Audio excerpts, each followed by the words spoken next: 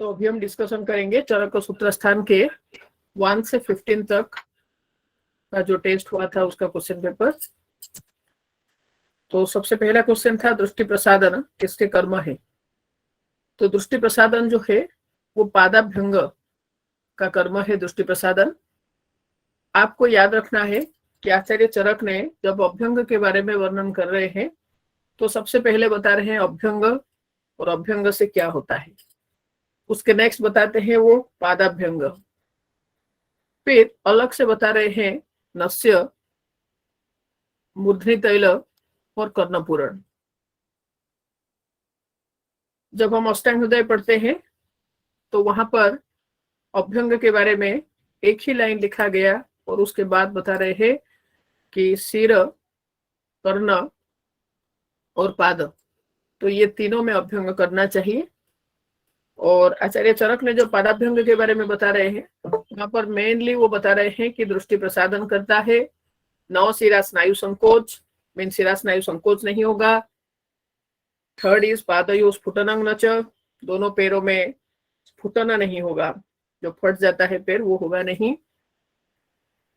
और नचस्यात गृध्रसी बात, तो ये चार चीज लिखा गया पादाभ्यंग में, याद रखना है इसको। तो दृष्टि प्रसादन जो है वो पादाभ्यंग होगा।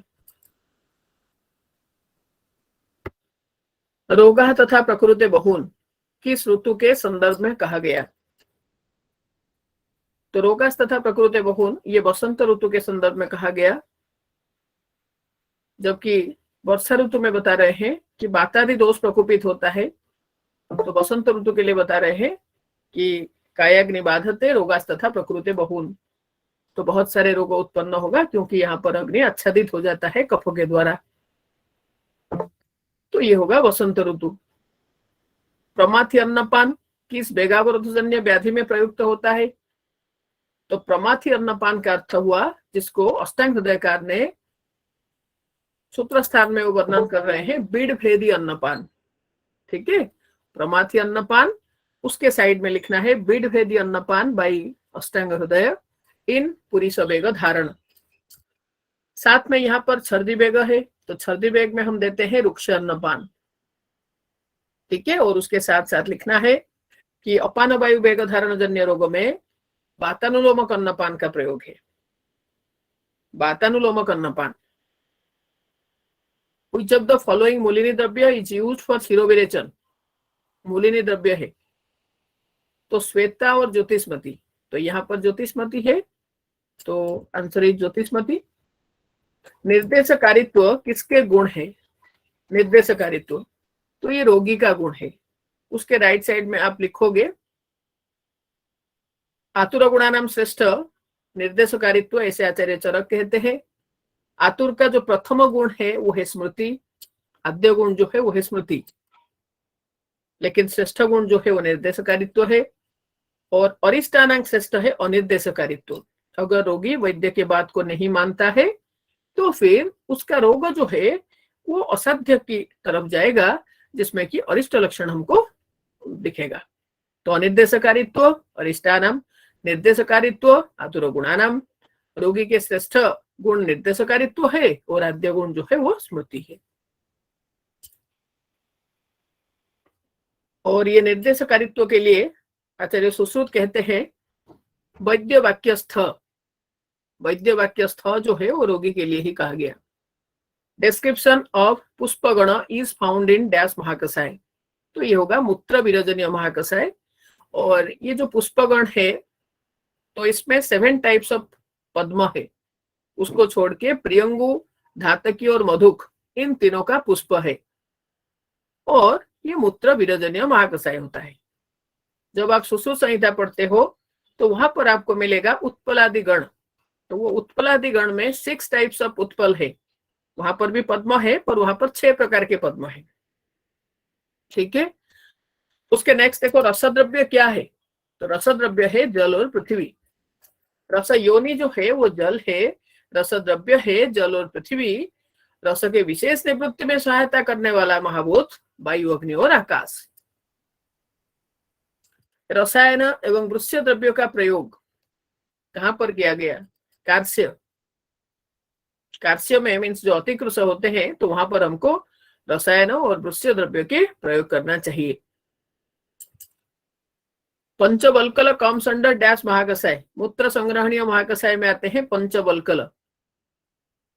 ये सारे कसाय रस प्रधान है। मूत्र संग्रहण कहां पर करेंगे? जहां पर मूत्र की अति प्रवृत्ति हो रहा है, जिसको हम बहुमूत्रता कहते हैं, तो वहां पर हमको संग्रहण करना होगा। तो पंचबल्कल का प्रयोग, और बल्कल यूजुअली साइट ऑफ कसाय रस होता है। और सोथहर महाकसाय में रहता है दशमूल। यहाँ पर जो सोथहर लिखा है ऑप्शन बी में, तो उसमें रहता है दशमूल।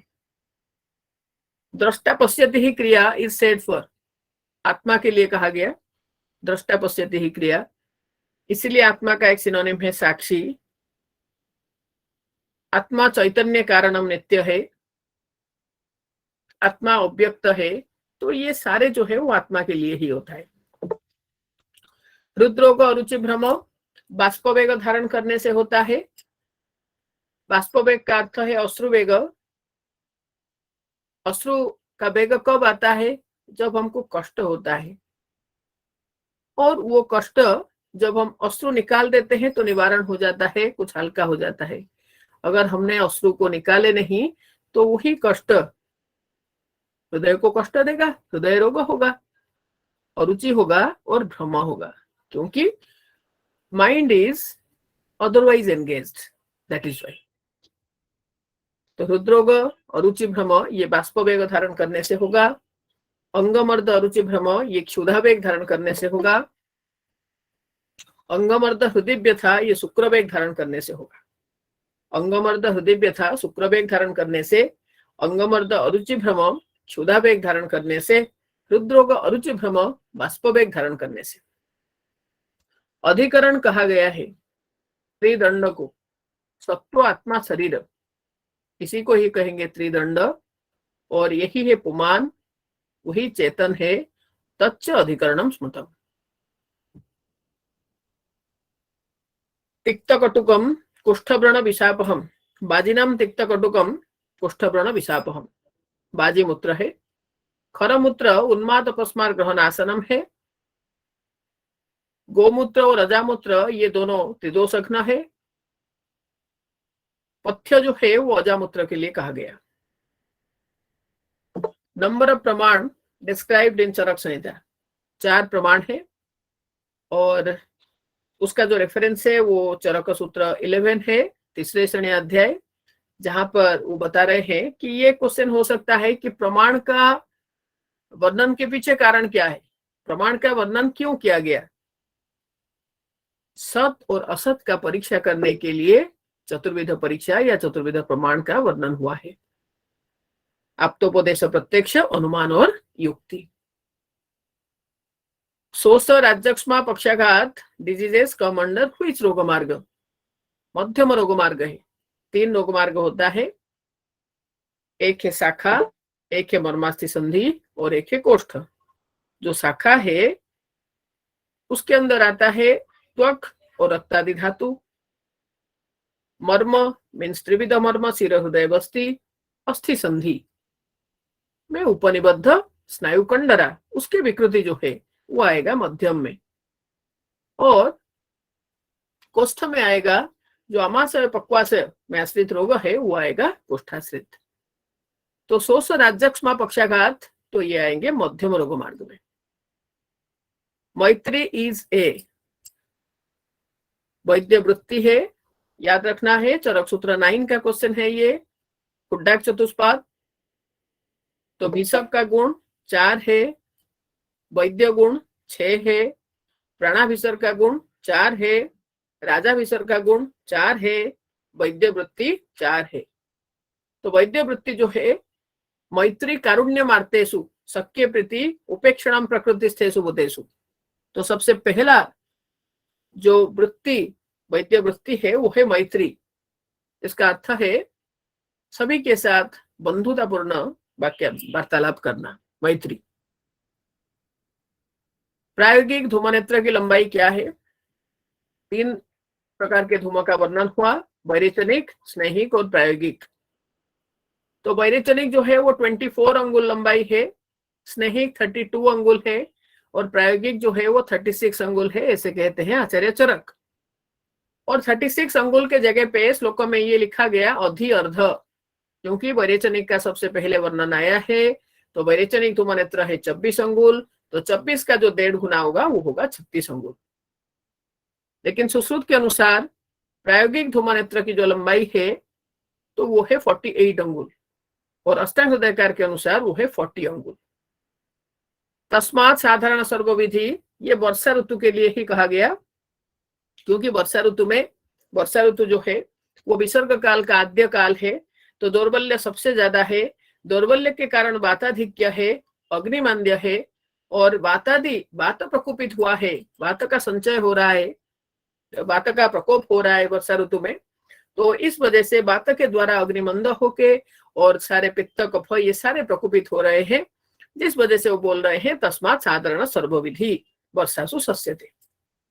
और बसंत में बमनादि क्रिया, क्योंकि बसंत में जबकि मंदाग्नि हो रहा है, कफस विकार, पित्तस विकार, वातस विकार कुछ भी हो सकता है, लेकिन प्राधान्य रहेगा किसका? कफ का। और कफ का जो संशोधन चिकित्सा है वो है बमन, तो इसलिए कहा गया वसंत ऋतु में बमनादि क्रिया करना है। और वर्षा ऋतु में तस्मात् साधारण सर्वविधि वर्षासु सस्यते। नित्यानुसायी व्याधियों को क्या कहा जाता है? वो याप्य है।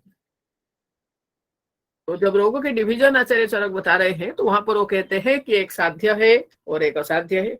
साध्य फिर से 2 प्रकार के, सुख साध्य, कष्ट साध्य, और असाध्य जो है 2 प्रकार के, याप्य और प्रत्यक्ष।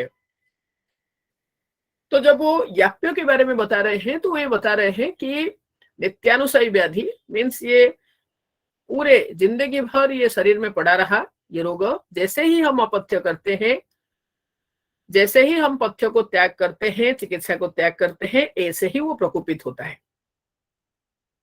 थोड़ा सा अपथ्य करने से ये प्रवर्तन हो रहा है रोग का। उसके साथ साथ एक बहुत ही बढ़िया सा लाइन है वहां पर कि क्यों इसको निवारण हम नहीं कर सकते, क्यों इस दोष को हम निकाल नहीं सकते?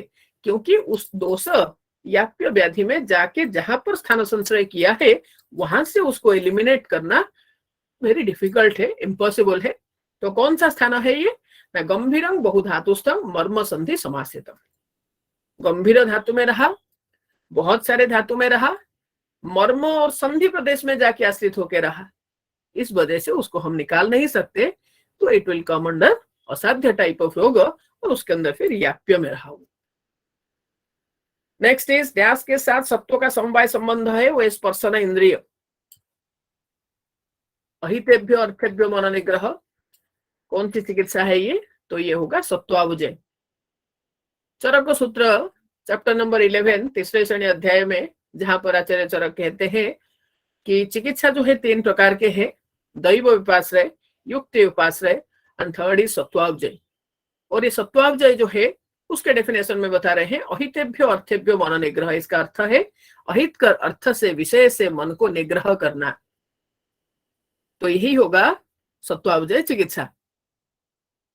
पर संशोधन कर्म ड्यास मात्रा स्नेह is indicated, very important question. संशोधन कर्म के लिए मध्यम मात्रा, जिसको मंद विभ्रंसा कहते हैं, तो वही मात्रा दिया जाता है जिसका पाचन काल है 12 घंटा। जबकि संशमन के लिए प्रवर मात्रा दिया जाता है। प्रस्कंदन इज गिवन डैश आफ्टर स्नेहपान। तो प्रस्कंदन का अर्थ क्या है? विरेचन है।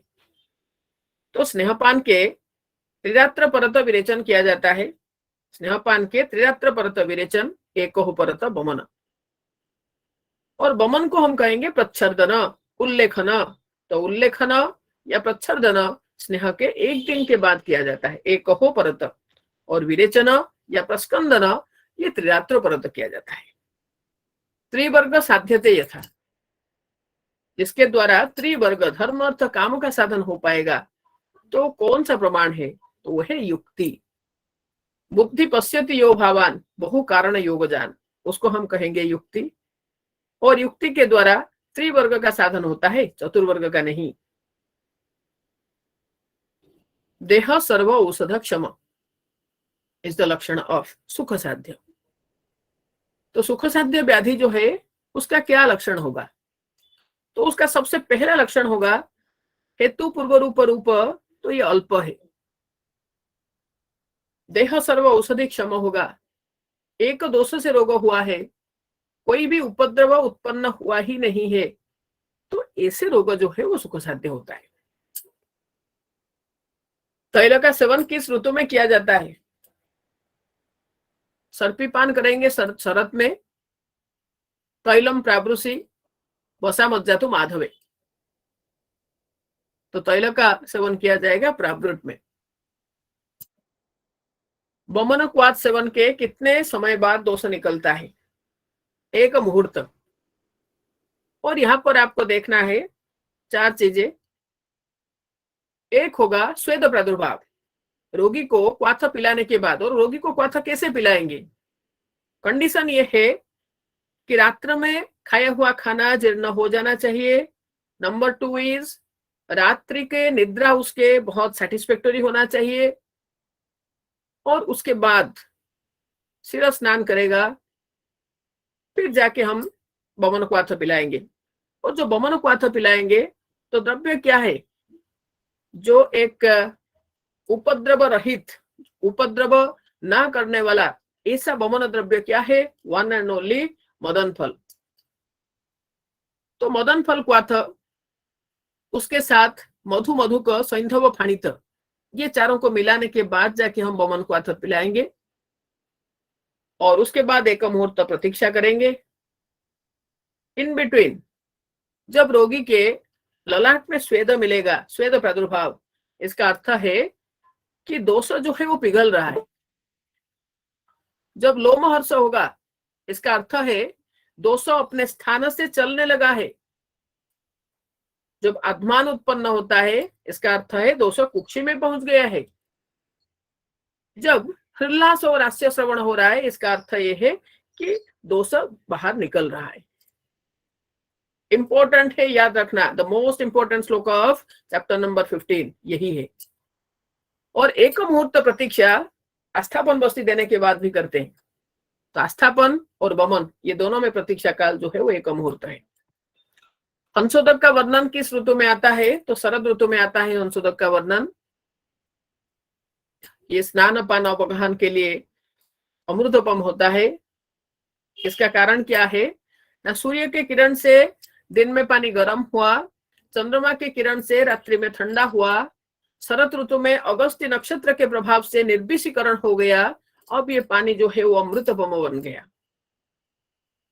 Which Yavagu is indicated in हिक्का कास श्वास कफापहा, दशमूल सिद्ध। याद रखना है, दशमूल सोतहर महाकषाय है, दशमूल ज्वरहर है, दशमूल त्रिदोष सामक है, दशमूल हिक्का श्वास कास कफापहा है, और दशमूल आमपाचन करता है।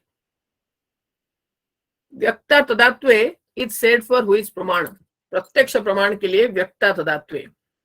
आत्मा इंद्रिय मनोअर्थानां सन्निकर्षात्, आत्मा इंद्रिय मनोअर्थ, इन चारों का सन्निकर्ष से जो ज्ञान लाभ होता है, और वो भी उसी समय उसी क्षण, उसी को कहेंगे प्रत्यक्ष।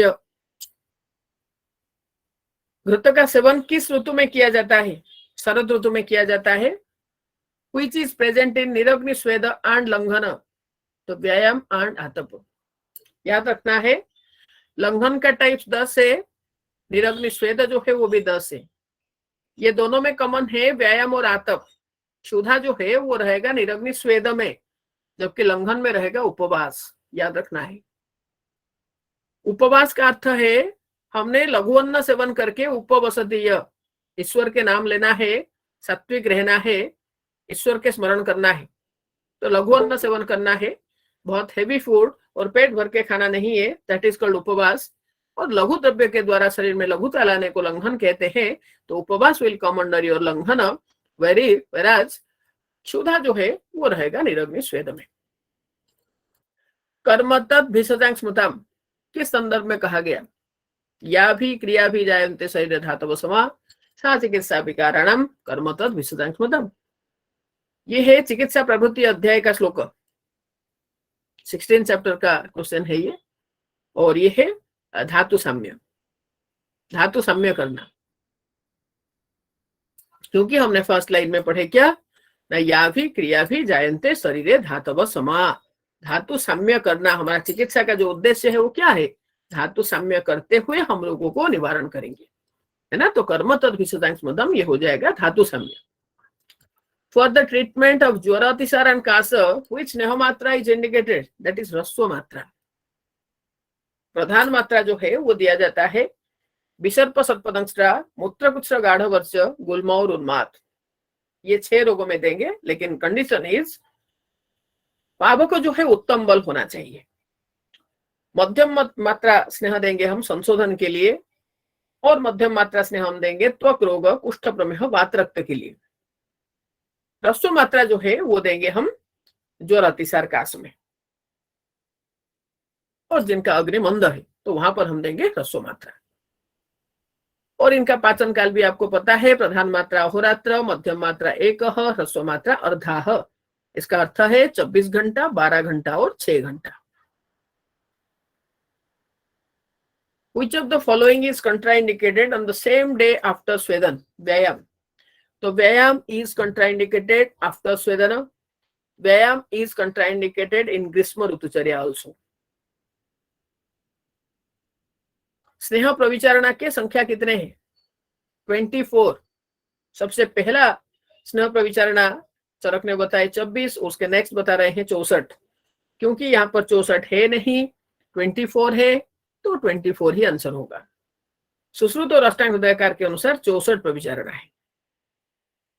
और प्रथम कल्पना स्नेह का है अच्छा स्नेह। विबुद्ध किसके पर्याय है, आप्त का पर्याय है शिष्ट विबुद्ध। तो यहाँ पर ऑप्शन में शिष्ट है, तो शिष्ट इज द आंसर। विबुद्ध विशिष्ट बुद्धि संपन्न शिष्ट है, वही है आप्त, जो कि आपने पढ़े हो। रज और तमो से निर्मुक्त होते हैं जो, कैसे हुए, तपोज्ञान के द्वारा। तपोज्ञान का अर्थ क्या है, शास्त्र अध्ययन के द्वारा, ज्ञान ग्रहण के द्वारा, उसके द्वारा उन्होंने सत्व गुण के आधिक्य किए, रजतम से निवृत्त हुए, जिसकी वजह से इनके द्वारा कहा हुआ वाक्य हमेशा सत्य होता है, त्रैकालिक ज्ञान रहता है, और वो ज्ञान जो है अव्याहत रहता है। इंद्रियाणम चतुर्वल्यम किस वेगावरोध के लक्षण है, तो यह क्षवथु वेगावरोध। उसके साथ याद रखना अर्श के पूर्व रूप में इंद्रियाणम चतुर्वल्यम है, इंद्रिय दुर्वल्य, विरुद्धार में भी इंद्रिय दुर्वल्य है।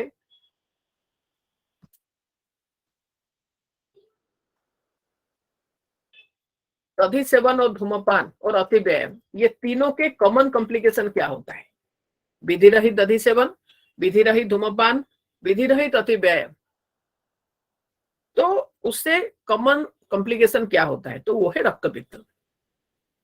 इष्टस्य अलाभ लाभ अनिष्टस्य, इष्ट मीन्स जो आपके लिए प्रिय है तो वो आपको प्राप्त नहीं हो रहा है, और जो प्राप्त हो रहा है वो आपको अच्छा लगता ही नहीं है, तो यही सामान्य निदान है मानस रोग का, ऐसे कहते हैं आचार्य चरक। अतिस्वेदन की चिकित्सा क्या है, तो अतिस्वेदन के चिकित्सा आचार्य चरक कहते हैं ग्रीष्म ऋतुचर्या करना है।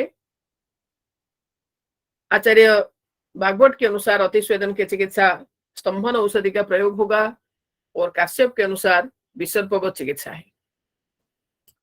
वात दोष का निहरण किस महीने में किया जाता है, श्रावण में वात दोष का, अगहन में पित्त का, चैत्र में कफ का निहरण किया जाता है। वसा मज्जा का सेवन किस ऋतु में किया जाता है, वो है वसंत ऋतु। रूपत्व सामान्य प्रत्यक्ष संयुक्त समवेत समवाय, संयुक्त समवेत समवाय रूपत्व सामान्य प्रत्यक्ष, ये एक इंद्रियार्थ सन्निकर्ष है। और ये कौन सा इंद्रियार्थ सन्निकर्ष, संयुक्त समवेत समवाय। आप लोगों में से जिन लोगों को भी इंद्रियार्थ सन्निकर्ष समझ में नहीं आता है, तो YouTube में एक वीडियो डाला है, आपको भी मैंने पढ़ाया था, उसको देख लेना, 2-3 बार उसको सुन लेना, और वो पक्का हो जाएगा। और ये बहुत ही एक इम्पोर्टेंट पोर्शन है। बहु कारण योगज बुद्धि क्या है, तो वो है युक्ति, बहु कारण योगजान। और अनुमान जो है प्रत्यक्ष के आधार पर किया जाता है, और युक्ति के ऊपर डिपेंड करता है, याद रखना। अनुमानम खलु तर्क युक्त्यपेक्ष, युक्ति के ऊपर डिपेंडेंट है अनुमान, और अनुमान प्रत्यक्ष के आधार पर किया जाता है। पद्म केसर कम्स अंडर व्हिच महाकसाय, दैट इज पुरीष संग्रहणीय। याद रखना, पद्म और पद्म केसर ये दोनों है पुरीष संग्रहणीय में, ठीक है। तो पद्म मीन्स पद्म पुष्प और पद्म केसर ये दोनों रहते हैं पुरीष संग्रहणीय में। बाधिर्य is due to suppression of dash वेग, बाधिर्य is due to suppression of पिपासा। याद रखना, तृष्णा के लक्षण में है बाधिर्य, जो कि चरक चिकित्सा 22 है, पिपासा वेग धारण करने से, और बाधिर्य इज ए कॉम्प्लिकेशन ऑफ अर्धावभेदक। ये तीनों चीज याद रखना। तत्र सर्व प्रतिष्ठितम किस संदर्भ में कहा गया? त्रिदंड के बारे में, सत्वात्मा शरीर के बारे में ही बताया गया, तत्र सर्व प्रतिष्ठितम, इसलिए तो उसको अधिकरण कहा गया। Which Yobagu is Visagna, सोमराजी विपाचिता। What is सोमराजी? सोमराजी इज बाकुची, जबकि विसग्ना नाम श्रेष्ठ है शिरीष, पर ये है सोमराजी विपाचिता। टोटल नंबर ऑफ विरेचन एंड शिरोविरेचन आश्रय अकॉर्डिंग टू चरक, तो विरेचन आश्रय 6 है, शिरोविरेचन आश्रय 7 है। त्वक, पत्र, पुष्प, मूल और फल ये 5 कॉमन है। विरेचन में जो 6th वन इज क्षीर, और शिरोविरेचन में कंद और निर्यास। अहितम अनुपसेव मानम, जो हमारे लिए हितकर नहीं है, जो हमारे लिए अहितकर है, उसको त्यागना, उसको ना करना ही संस्कार है। तीसरे श्रेणी अध्याय में वर्णन हुआ है ये। अहितम अनुपसेव मानम वही है संस्कार। विकाराणाम अनुत्पत्ति उत्पन्नानाम च शांतये, किसके लिए कहा गया? आप्तोपदेश के लिए कहा गया। आप्तोपदेश प्रज्ञानम प्रतिपत्ति च कारणम विकाराणाम अनुत्पत्ति उत्पन्नानाम च शांतये। आप्तोपदेश को ज्ञान करना, उसको अप्लाई करना, एग्जीक्यूट करना, तो उससे नया रोग उत्पन्न नहीं होगा, जो उत्पन्न हो चुके हैं वो भी शांत हो जाएंगे। अगर हमने, इसका अर्थ है अगर हमने दिनचर्या ऋतुचर्या जो आप तो ने कहे हैं उसको अगर ठीक से पालन करते हैं तो। हर्ष उत्साह यो योनि किस संदर्भ में कहा गया? तो ये है शरीरगत प्राकृत वात, हर्ष उत्साह यो योनि। चरक सूत्र 12 का क्वेश्चन है ये। रक्त पित्त प्रतामक के कारण क्या है? ऊपर हमने पढ़े थे ओनली रक्त पित्त था, तो वो तीनों में कॉमनली प्रेजेंट होता है कॉम्प्लिकेशन। लेकिन व्हाट अबाउट रक्त पित्त प्रतामक? श्रम क्लम क्षय तृष्णा रक्त पित्त प्रतामक अति व्यायामत काश ज्वर छर्दिश्च जायते। चैप्टर नंबर 7 का क्वेश्चन है ये। तो अति व्यायाम से ही रक्त पित्त प्रतामक होता है। न च स्यात् दुध्रसिवात पादयुः स्फुटनम न च, पादाभ्यंग के संदर्भ में कहा गया। प्रदूषण कम्स अंडर व्हिच महाकसाय, शूल प्रशमन एंड दीपनीय, ये दोनों है, बोथ ए एंड बी। याद रखना है शूल प्रशमन और दीपनीय ये दोनों महाकसाय में 7 ड्रग्स कॉमन होता है। 7 ड्रग्स क्या क्या? सडूषण और अजमोदा। पंचकोल प्लस मरीच उसको कहते हैं सडूषण, याद रखना। त्रिकटु हो गया शुंठी पिप्पली मरीच, पंचकोल में मरीच नहीं है। ये भी एक बहुत अच्छा क्वेश्चन बन सकता है कि निम्न में से कौन सा द्रव्य, त्रिकटु में से सारे द्रव्य पंचकोल में समाहित है, सही है, ट्रू है या फॉल्स है? तो त्रिकटु से सारे द्रव्य पंचकोल में नहीं है। क्या नहीं है? मरीच नहीं है। पंचकोल में अगर मरीच को मिला देते हैं तो ये बन जाता है सडूषण। 6 उष्ण वीर्य वाले द्रव्य है, इसलिए उसका नाम है सडूषण। तो सडूषण प्लस अजमोदा, तो ये 7 drugs will be common in your शूल प्रशमन एंड दीपनीय महाकसाय। चैतन्य कारणम नित्य आत्मा है, निर्विकार परस्तु आत्मा, सत्वभूत गुणेन्द्रिय, चैतन्य कारणम नित्य दृष्टा पश्यति ही क्रिया। चरक सूत्र 1 का ये क्वेश्चन है, याद रखना है, आत्मा उसका आंसर है। अस्थातुर परायणम किस संदर्भ में कहा गया है? त्रिसूत्र हेतुलिंग औषध। स्वस्थ और आतुर दोनों के लिए परम अयन, अयन का अर्थ है मार्ग। हम कह सकते हैं कि द बेस्ट एडवाइस हेतुलिंग औषध का ज्ञान करना। क्यों? अगर हमको पता चलेगा कि हम अगर ग्रीष्म ऋतु में दही खाते हैं तो हमको ये रोग होगा, तो फिर हम खाएंगे नहीं। इसके लिए रोग होना जरूरी नहीं है। तो इसलिए वो कहते हैं कि त्रिसूत्र जो है, हेतुलिंग औषध जो है, वो स्वस्थ और आतुर दोनों को जानना चाहिए। पथ्यम दोषा निहंति च, कौन से मूत्र के लिए है? वो अजामूत्र के लिए है। स्मृति तत्परता क्रिया तो वैद्य गुण है। वैद्य गुण कितने हैं? 6 हैं। क्या क्या है? विद्या, वितर्क, विज्ञान, स्मृति, तत्परता, क्रिया। तो ये 6 गुण जो है वो वैद्य गुण है। और ये सद्गुण युक्त वैद्य के पास अगर कोई साध्य रोगी आता है तो वो कभी भी विफल होकर नहीं जाता। इसका अर्थ है वो निश्चित ठीक हो जाता है, रोग से मुक्त हो जाता है।